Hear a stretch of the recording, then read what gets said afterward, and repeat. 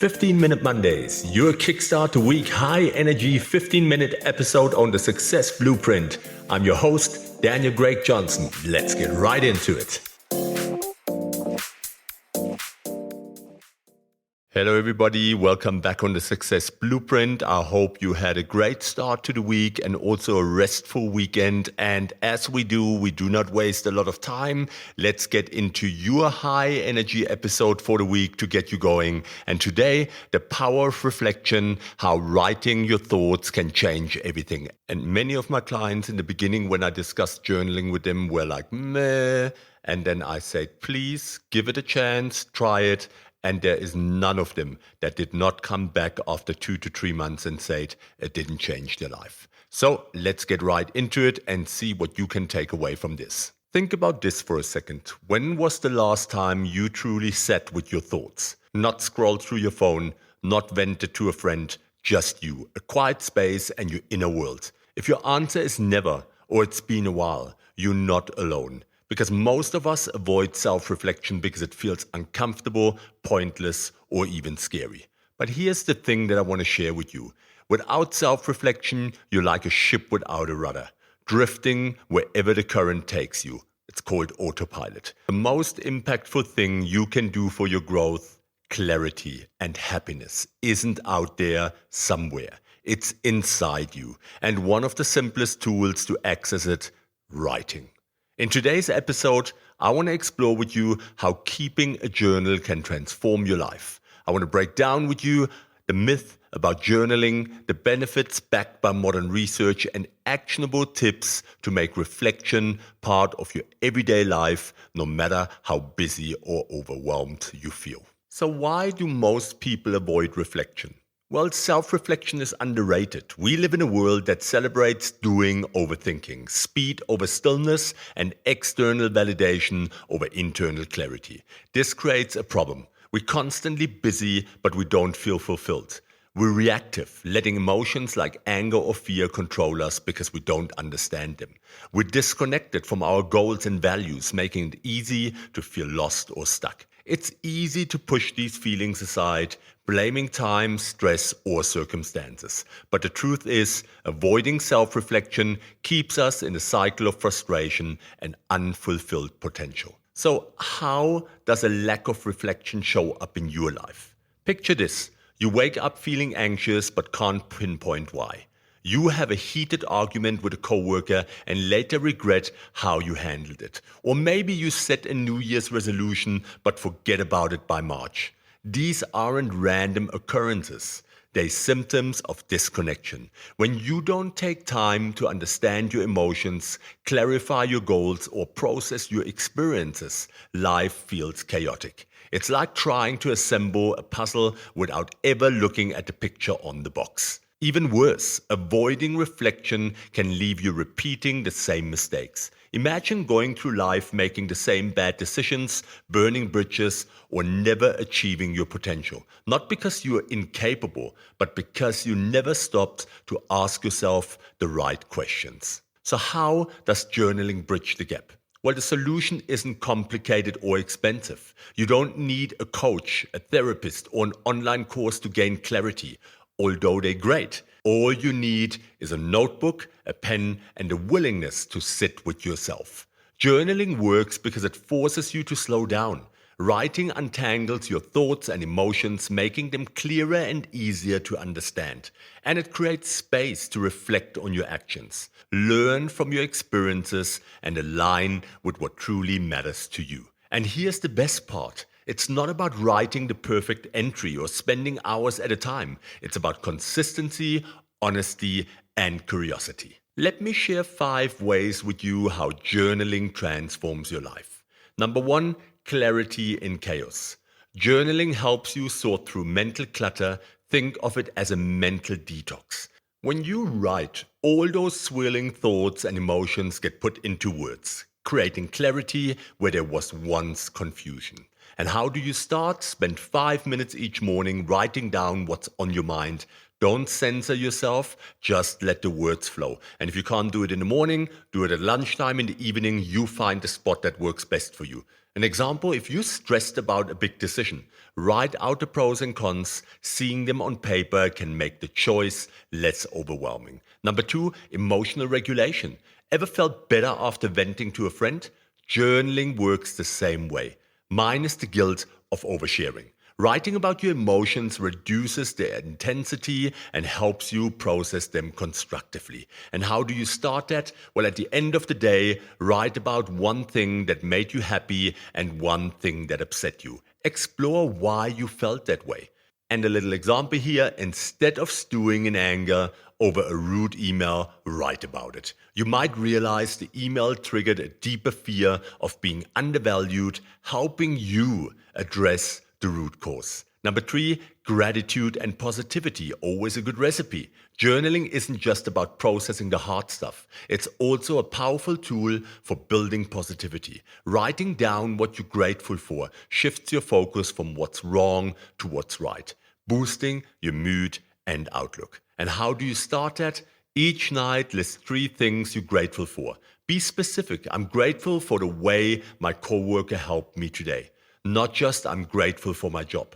And an example for that, over time, this practice trains your brain to notice the good in your life, reducing stress and increasing happiness. Number 4, goal setting and accountability. Journaling bridges the gap between dreams and action. By writing down your goals, you clarify what you want and keep yourself accountable. And how can you start that? Well, for instance, every Sunday, write down 3 goals for the week. Each day, reflect on your progress and adjust as needed.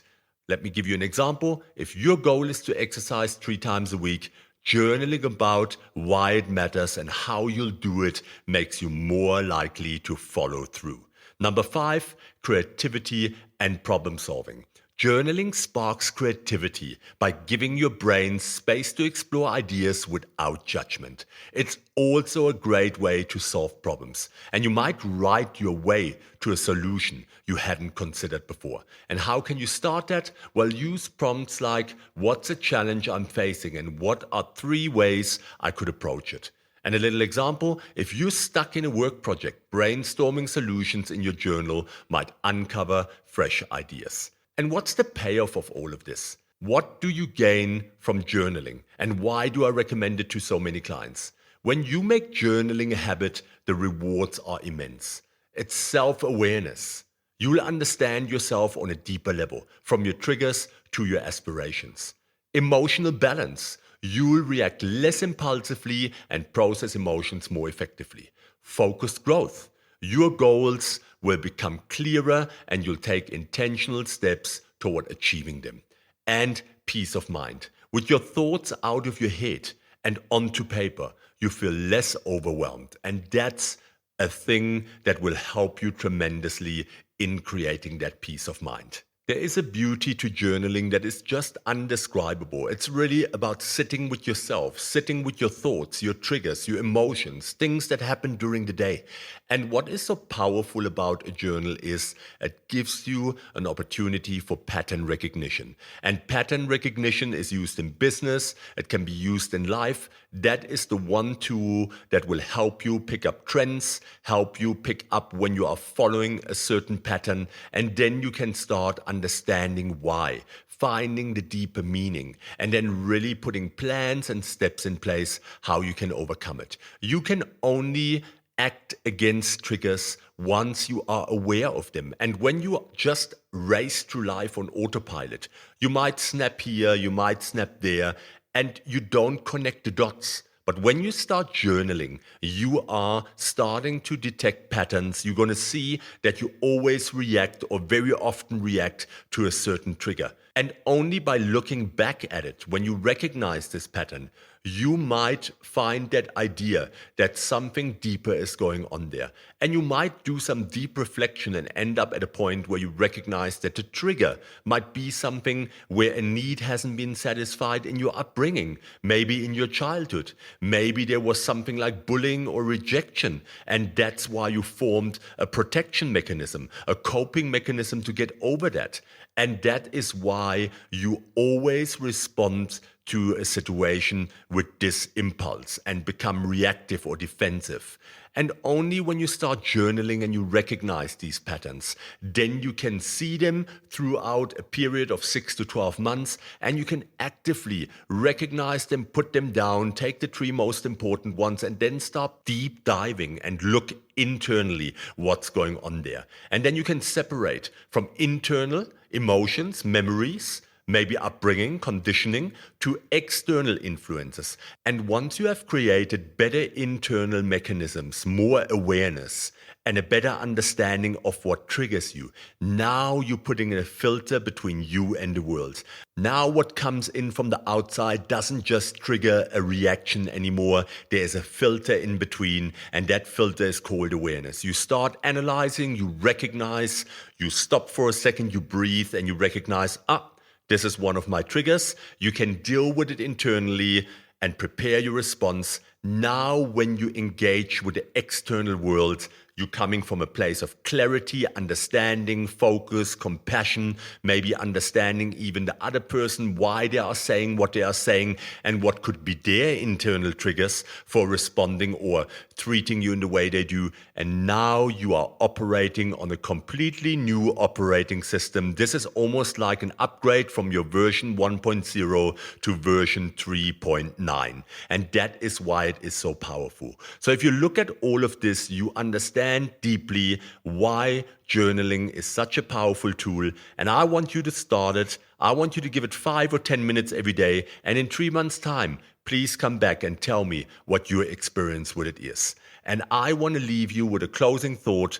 Self-reflection isn't a luxury. It's a necessity. When you take the time to write, you take the time to grow. The answers you've been searching for aren't out there. They are within you, and they are waiting to be uncovered. That's as simple as it is. And my call to action for you this week, challenge yourself to start journaling. It doesn't have to be perfect or time-consuming. Just 5 minutes a day can make a world of a difference. So grab a notebook, set a timer, and write about what's ever on your mind. Then share your experience with me using hashtag journaling for growth or tag the 15-Minute Monday, and let's build a community of reflection and growth together. And that was it, quick and easy. That's what I leave you with for the week. Sit down, reflect, write down, take this episode and make something of it. Don't just walk away motivated and then carry on with your life. Do something with it. And that was your host on the Success Blueprint, Daniel Craig Johnson, with my promise, I'll be back. Take care, tribe.